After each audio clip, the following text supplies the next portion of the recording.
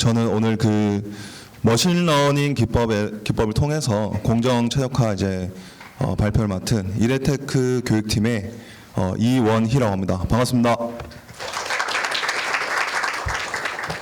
여러분들이 지금까지 들으신 내용은 전통적인 통계 분석 방법에 의해서 공정 최적화를 하는 방법을 들여보셨을 텐데, 제가 오늘 발표드릴 내용은요, SPM이라고 하는 머신러닝 소프트웨어가 있습니다. 미니탭에서 인수한 그 소프트웨어를 가지고 공정 최적화를 위해서는 어떻게 적용을 할 수 있는지를 제가 좀 설명을 드려볼까 합니다. 저희 회사에서 이제 여러 행사라든지 세미나를 많이 오셨던 분들은 SPM이라고 하는 것들을 이제 한 번 정도는 들어보셨을 수 있는데요. 처음 들어보신 분도 계시기 때문에 SPM에 대해서 잠깐 설명을 좀 드리고 진행을 하도록 할게요. 시간은 한 10분 내외 정도 됩니다.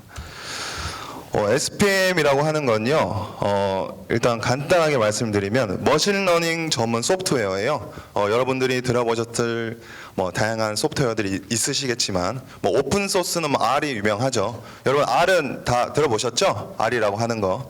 근데 그거 외에 미니탭사에서 인수한 SPM이라고 하는 제품이 있습니다. SPM은 셀포드 프리딕티브 모델러예요. 프리딕티브가 뭐예요? 예측을 한다는 거예요. 예측을 통해서 모델을 만들어주는 소프트웨어라고 생각을 하시면 됩니다. 특징은 여러분들 미니탭을 많이 사용을 해보셨을 텐데, 미니탭은 이제 별도의 코딩이 필요가 없죠. 마우스 클릭만으로 분석이 가능한데 SPM도 마찬가지로 클릭만으로 분석이 진행 가능합니다.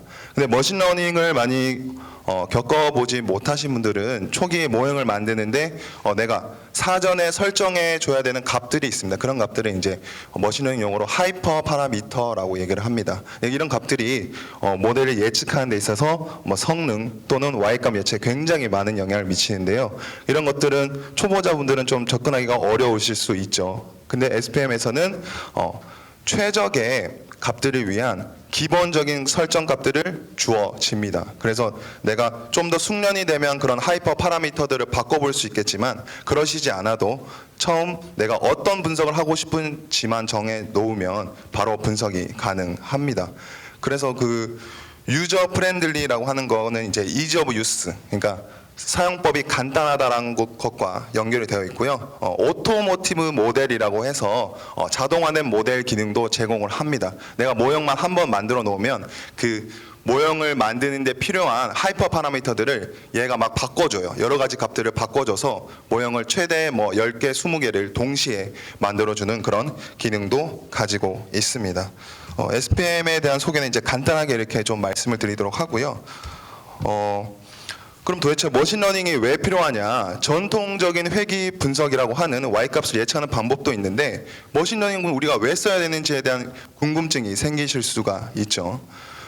전통적인 회귀 분석, 그러니까 통계 분석 방법은 예를 들어서 회귀 분석으로 생각을 해보면 수학 방정식으로 떨어지기 때문에 여러분들이 굉장히 많이 친숙하시죠. 내가 원하는 X값을 넣으면 Y를 배출해 주니까. 그래서 이제 굉장히 익숙하실 텐데, 사실 전통적인 통계 분석 방법은요, 이상치 또는 특이치라고 하는 그런 관측치 값에 영향을 많이 받습니다. 그래서 그런 값들이 있으면 제거를 하기도 하고 내가 이걸 제거를 해야 되는지 말아야 되는지 이런 고민들이 많이 생기시죠. 그리고 모형을 만든다고 다가 아니에요. 모형을 만들었을 때 회귀 분석을 예로 들면 모형의 결과를 신뢰할 수 있기 위한 모형에 대한 여러 가정들이 있습니다. 그런 가정들, 예를 들면 잔차에 대한 가정, 우리 데이터가 정규 분포를 따라야 된다든지, 잔차 모습을 보고 어떤 가정들이 깨지진 않았는지, 그런 것들이 이제 굉장히 중요합니다. 그리고 분석 결과를 해석 가능하게 나와야 돼요. 해석이 불가능하면 결과를 활용할 수가 없겠죠. 근데 그런 것과 이제 반대로 한번 생각을 해보면요, 머신러닝은 흔히 말하는 모형에 대한 가정이 필요가 없습니다. 그러니까 어떤 결과를 우리 데이터가 정규 분포를 따르지 않아도 그냥 머신러닝 그 소프트웨어에 넣고 돌리면 그냥 결과들을 뽑아줘요. 이런 것들은 모형에 대한 가정이 필요 없다는 겁니다. 그런 고민들이 필요가 없다는 거죠. 또는 결측치, 이상치, 특이치가 존재를 해도 우리 분석가의 목적에 따라서 그냥 그대로 적용을 할 수 있다는 장점이 있습니다. 그리고 뭐 회계 분석하고 이제 뭐가 좋다 나쁘다를 이제 비교한다기보다는 그런 과정들이 필요가 없어서 좀 더 접근이 용이하다는 거예요. 그리고 머신러닝은 요즘에 흔히 말하는 이제 빅데이터라고 하는 복잡한 구조를 가지고 용량이 아주 큰 데이터들에 더욱 적합한 분석 기법입니다.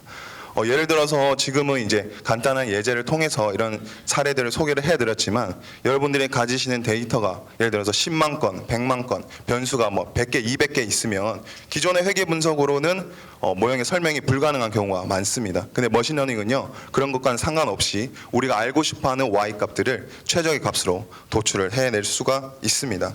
그래서 그런 설명을 드리기 위해서 제가 SPM을 통해서 간단하게 시연을 좀 보여드릴까 합니다.